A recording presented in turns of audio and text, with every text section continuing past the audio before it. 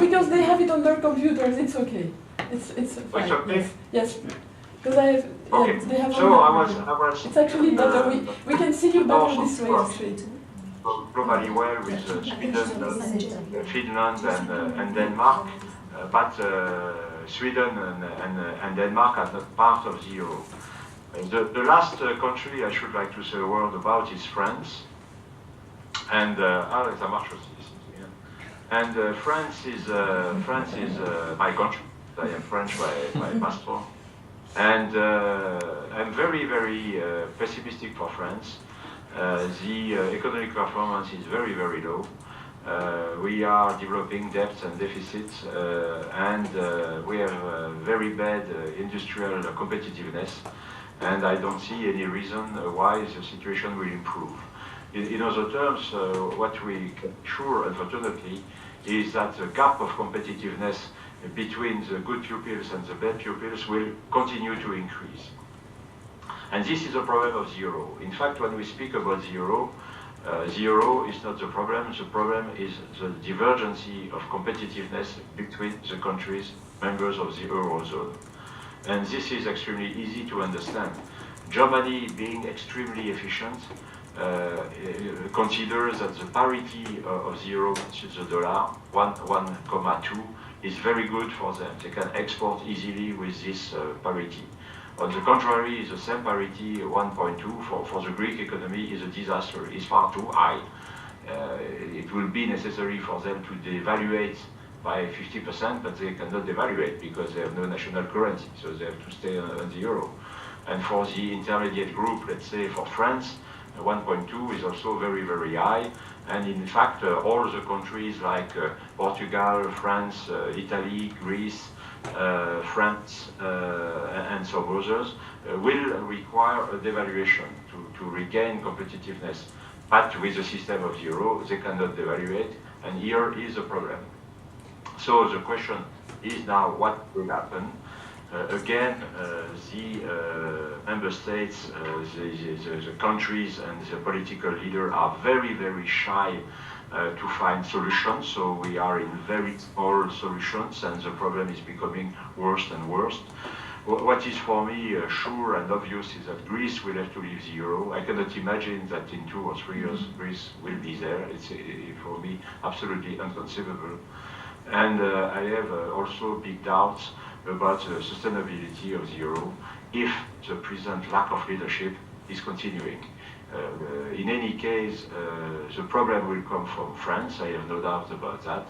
And here we will see if, under socialist government in France, they have the capacity to enter in a big program of reforms to regain competitiveness and to boost their economy. But I have very big doubts about that. So the situation is the one I described. The political leaders spend their time to find a solution, but obviously we have big divergences between Germany, who wants to keep the system like it is somewhere and not contributing to the cost of the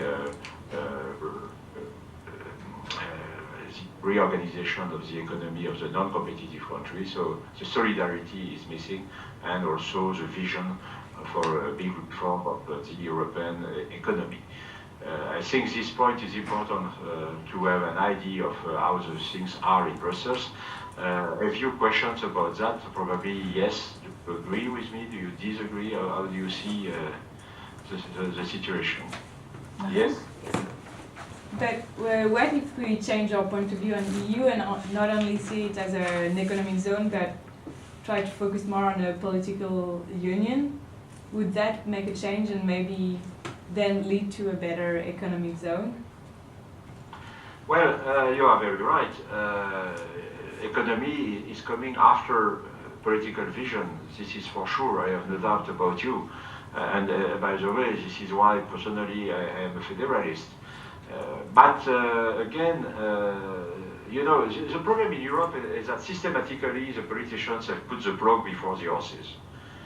You know, the European construction somewhere is like the construction of a house.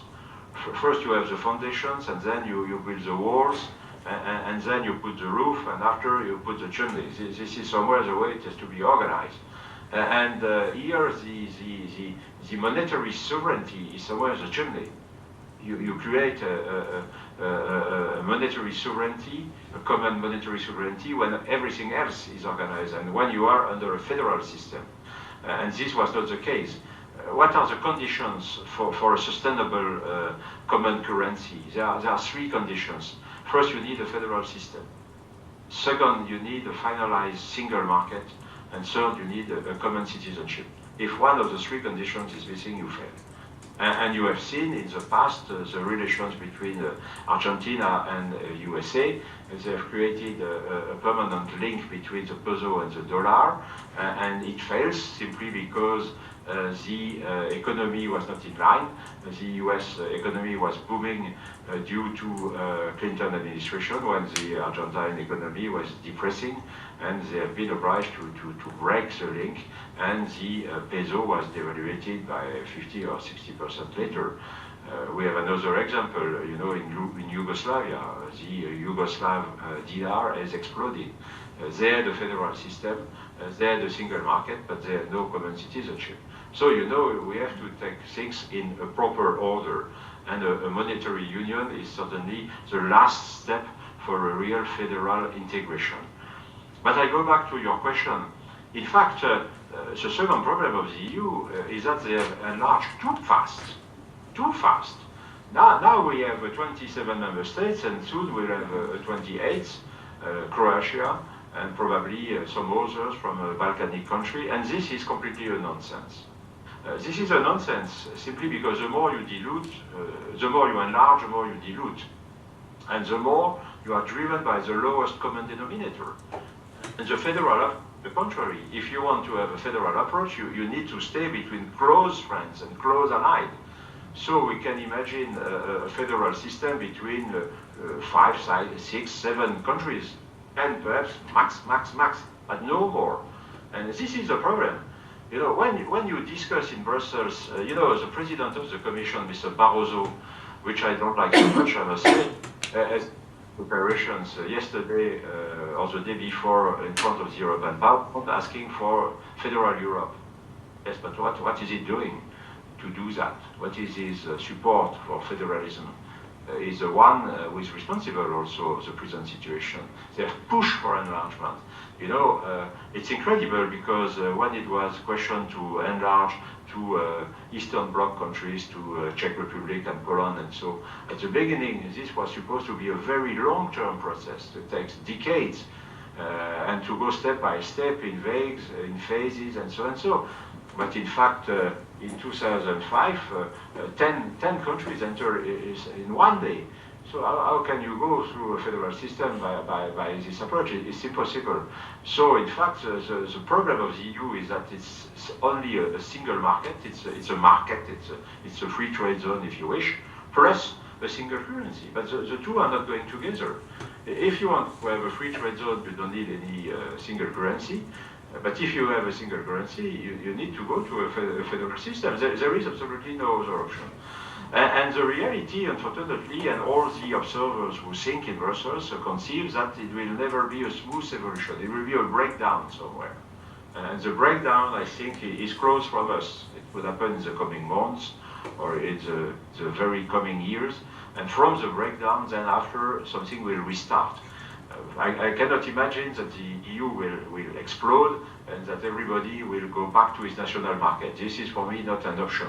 But it is clear that we'll face an incredible storm and that it will be necessary to rebuild. So we can imagine that the reconstruction of the EU will be organized around 3 circles.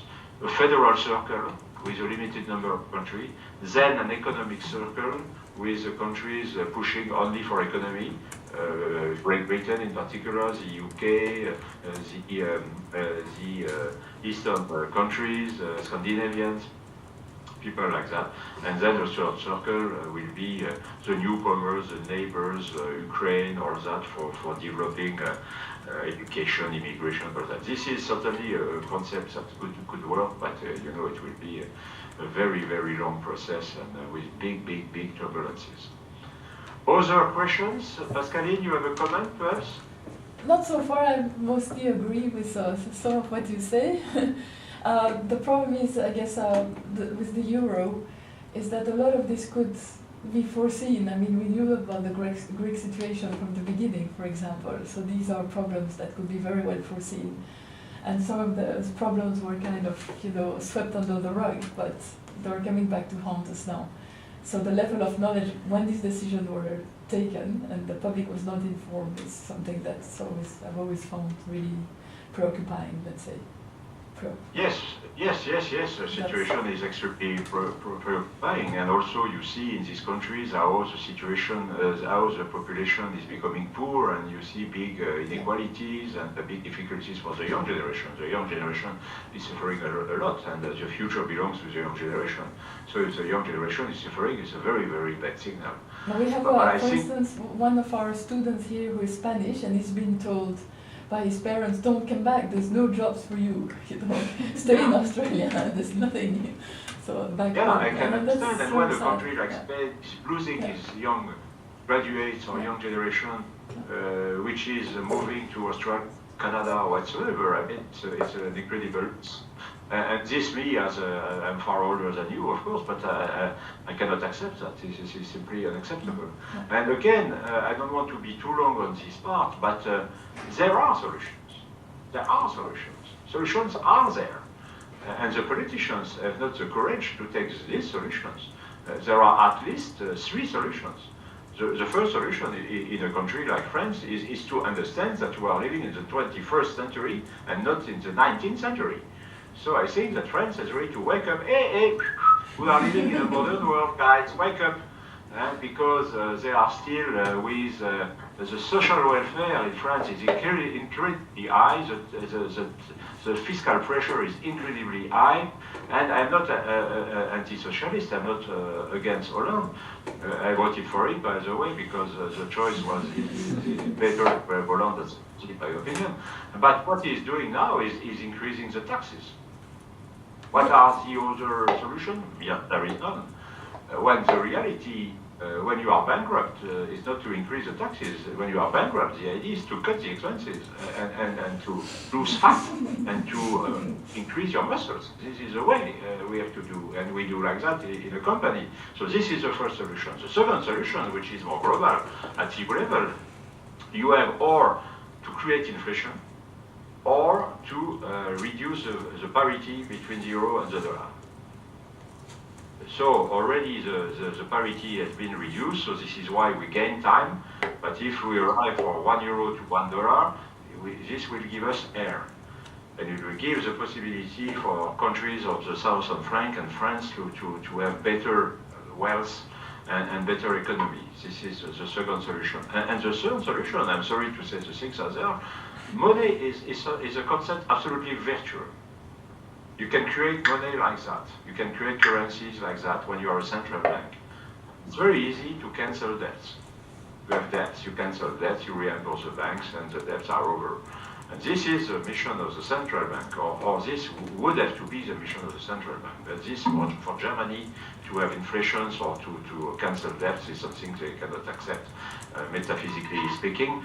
And I think they are very wrong, because this is certainly a laxist solution, but this is a solution. And for the moment, everybody is taking his handkerchief, and no solution is occurring. You have perhaps seen that Germany now has accepted to pay a part of the bill to support Greek economy and Portugal and so, but they have the check will be limited. They have accepted to pay 190 billion euro. Of course, it's a big amount, but it's peanuts compared to the real amount which will be needed. So you see again, the recipes are too small, too vague, too laxist, and there is a lack of leadership. And when we see the organization of the Commission also, I think it's the period in the world which is the more weak in terms of political leaders. You see at national level, the political leaders are very, very weak.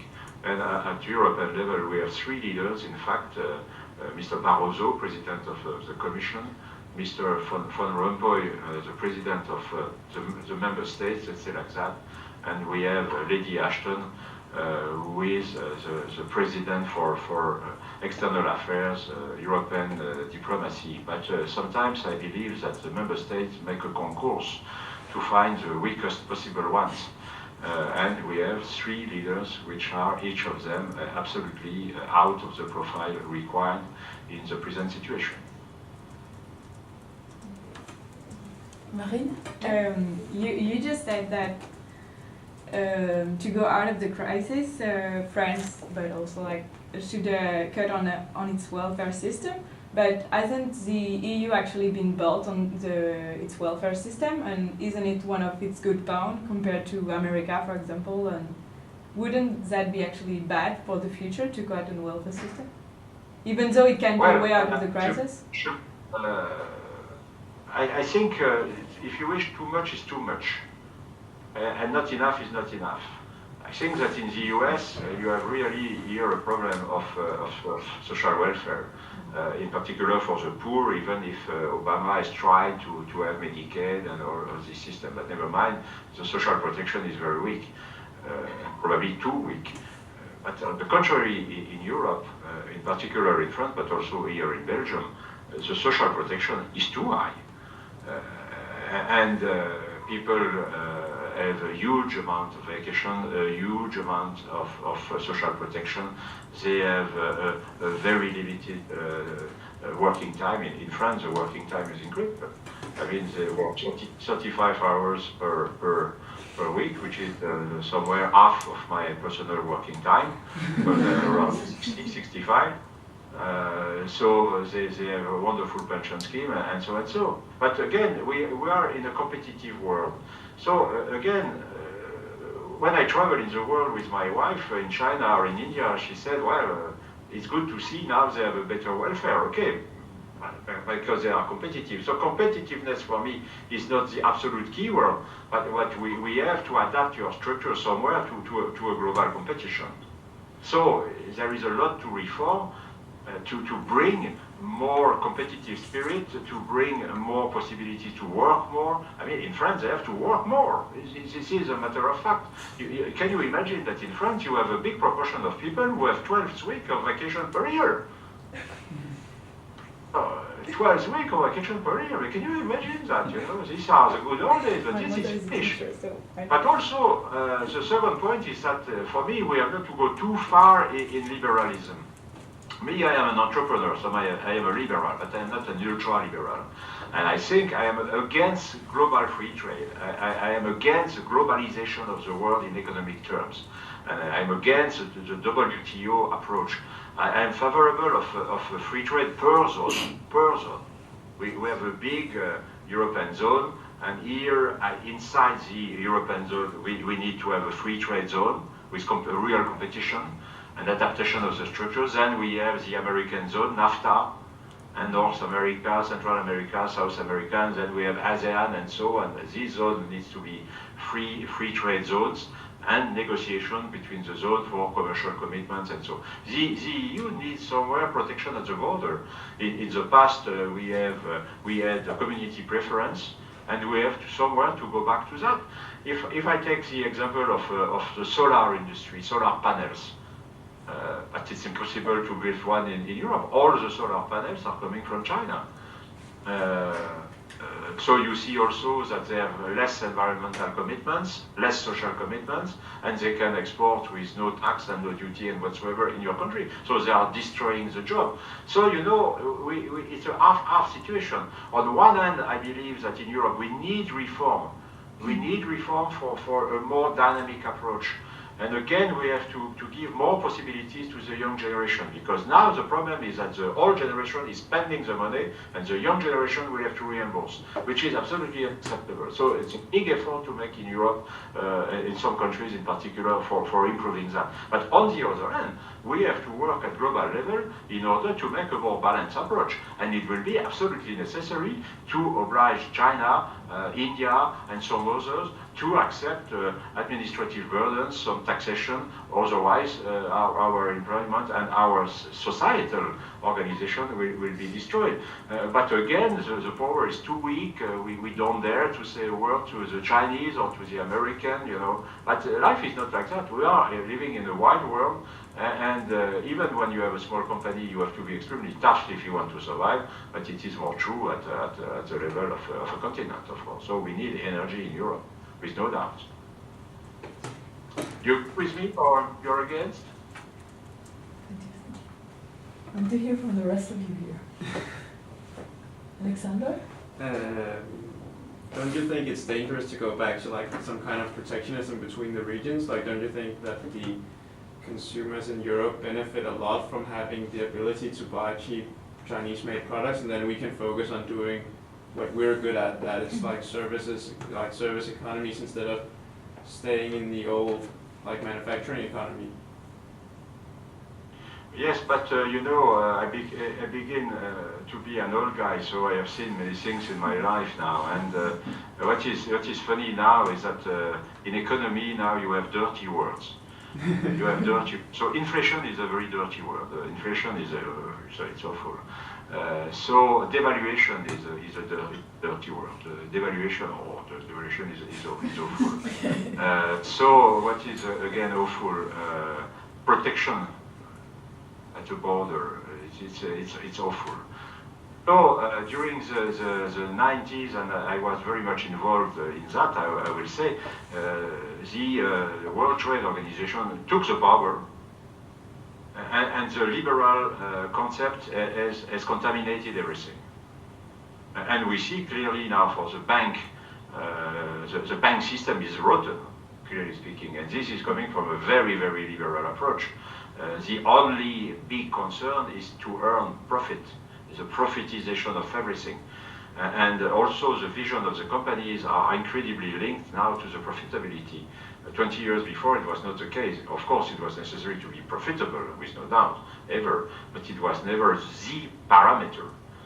Also inflation is a very, I have lived personally when I was your age, or a bit older perhaps, it was inflation. It was very good old days. You know, I had a salary, the salary was increased every 3 months due to inflation, but I have loans, the loans were flat because it was fixed rate, so I was reimbursing my loan extremely rapidly. You know, this was very, very good time. Now inflation, wow, inflation is awful. And devaluation, the problem of the euro is that we cannot devaluate. Devaluation is a system to rebalance the economy. One is accepted to reevaluate, the other one devaluate. This was working very well. Now we say it was an awful system, it was crisis. No, this is not true. I was absolutely involved in these dossiers at that time because I was already in European Affairs. So the globalization of the world, I'm against simply because what the system means, the system means to make richer the rich in the different countries and to make poorer the poor. So with the present system we have more poor and they are poorer, and we have the rich are richer and richer. So it's a growing system of growing inequalities, and this as a citizen I don't accept. And I am very surprised that the young generation accepts that. If I was 20 years old, my goodness, I will be an extremist, I can tell you. Because this is awful.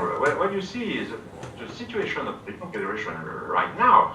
When I was 24, 25, but I was even not questioning myself about my situation, my career, my job, all that was natural.